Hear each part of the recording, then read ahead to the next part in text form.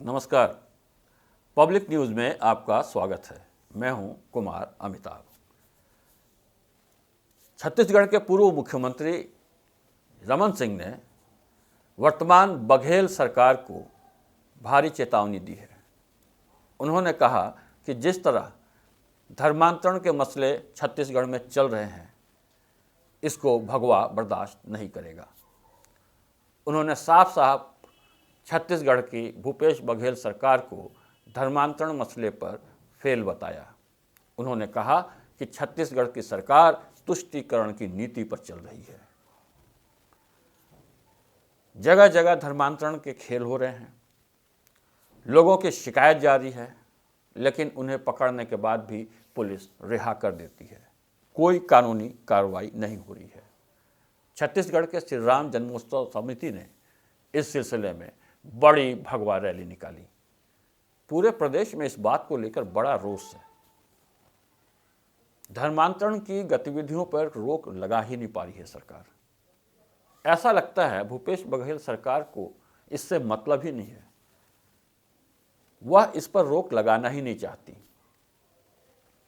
छत्तीसगढ़ में धर्मांतरण को लेकर के अक्सर तरह तरह के खेल होते रहते हैं। अलग अलग किस्म के आयोजन होते हैं। अभी हाल में ही हमने आपको रिपोर्ट दी थी कि सरगुजा में चंगाई सभा हो रही थी। अब कहने को तो चंगाई सभा हो रही है, लेकिन दरअसल वहाँ उसके साथ साथ ही खेल हो रहा था लोगों के धर्म परिवर्तन का। अब आम जनता सतर्क हो गई है। हिंदू इस बात को नापसंद करने लगे हैं।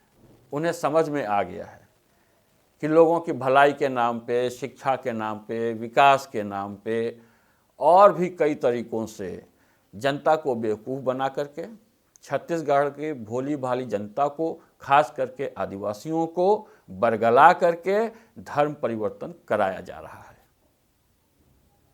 यह एक षड्यंत्र चल रहा है। अंतर्राष्ट्रीय स्तर पर इन धर्मांतरण वालों को पैसा आता है पैसा यहाँ पे कुछ जन सामान्य के कार्यों के करने के लिए, लोगों की सहायता के लिए, लेकिन उसका इस्तेमाल किस में होता है? लोगों का धर्म परिवर्तन को। छत्तीसगढ़ की जनता जाग गई है और अब वह इस तरीके के किसी भी हरकतों को बर्दाश्त नहीं करेगी। इसे षड्यंत्र करार दे दिया गया है और भाजपा कमर कस चुकी है। पूर्व मुख्यमंत्री रमन सिंह ने साफ साफ भूपेश सरकार को चेतावनी दे दी है कि इस पर आप जल्दी से जल्दी रोक लगाएं, वरना बड़े स्तर पे आंदोलन हो सकता है। भूपेश बघेल की तरफ से इस मसले पर अभी तक कोई जवाब नहीं आया है। हालात बताएंगे कि छत्तीसगढ़ की जनता कितने दिनों तक इसे बर्दाश्त करेगी। फिर मिलते हैं। धन्यवाद। जय हिंद।